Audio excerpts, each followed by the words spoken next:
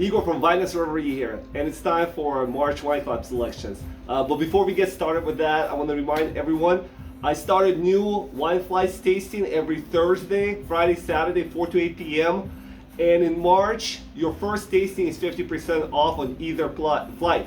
So please join us in the tasting room. It's a fun flight. A lot of wines that we typically don't taste on regular Saturday tastings. All right, let's get back to our regularly scheduled program. For the Adventurous Club, we have white wines. Let's start with the white wines first. All right, so first is from Terres Gouda. It's a winery from Rías Baixas, the most famous area in Spain that makes Albarino.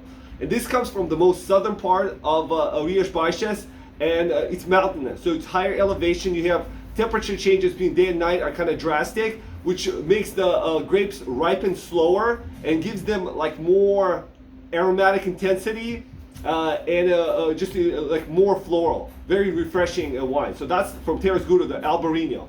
The second white wine comes from the foothills of the Alps, and it's from Cantina Curtac, which is a co-op, meaning that there's actually 190 families who own 1 hectare of wine, and they all kind of collect the wines and submit it to the collective where they have a winemaker and they make a bunch of different Alpine wines. And this is Kerner. Kerner is a cross between a red grape Schiava and a white grape Riesling. So it's a beautiful wine. It's a dry wine, meaning it's not sweet. And like a lot of Alpine wines, especially the white wines, to me it's very refreshing with this really nice herbal note on the end. So I think you guys will enjoy this wine. So that's in the white wine club. All right. For the red wine from Colonia Les Libres, so it means colony of the hares, and you can see a hare on the label.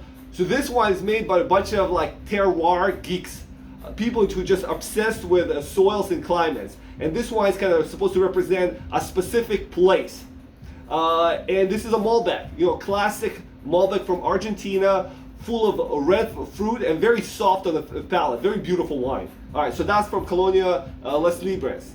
The second red wine in the Adventurous Red Wine Club is from Mussolino. So the Mussolinos have been making wine in Langhe since the 1890s.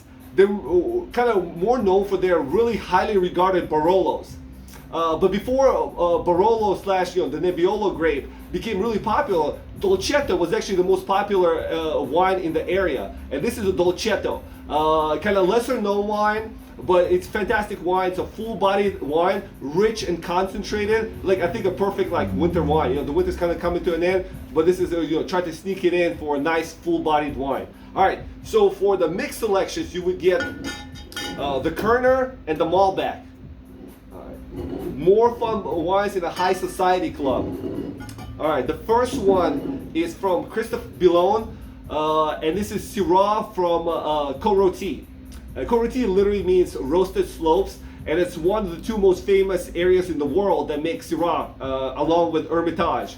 And you can kind of look at Côte-Rôtie as kind of separated 2 regions. There's the Brune, where the wines are more tannic and structured, and then there's Blanc, where the wines are more floral and red fruited.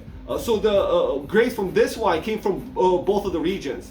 So they're more kind of red fruited, but also dense and very like beautiful and concentrated wine. So beautiful Côte-Rôtie, and I'm actually very excited to get something as high and premium as a Côte-Rôtie into the High Society Club. Typically these wines are priced out at a much higher price point. So yeah, if you guys never had Côte-Rôtie wines, this is a great introduction. All right, and then from the Day family, who's been making wines in Vino Noble di Montepulciano. It's a small sub-region within Tuscany, and this is the family is one of the most highly regarded producers in that area. They're making Sangiovese grape.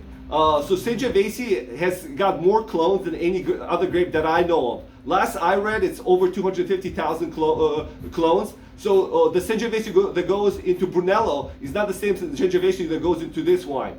So this is like a great, lush, perfumed expression of the Prugnolo clone of Sangiovese. And this wine was actually on Wine Spectator's top 100 list for 2023. So I think a great representation of Vino Noble di Montepulciano Sangiovese. Fun selections once again, guys. I will put more about these wines in the links below. So yeah, I hope you enjoy these. If some of you are interested to purchasing some of the wines that are not part of your club, we have some extras. So yeah, thank you once again. Enjoy these wines. I'll see you in the shop. Bye.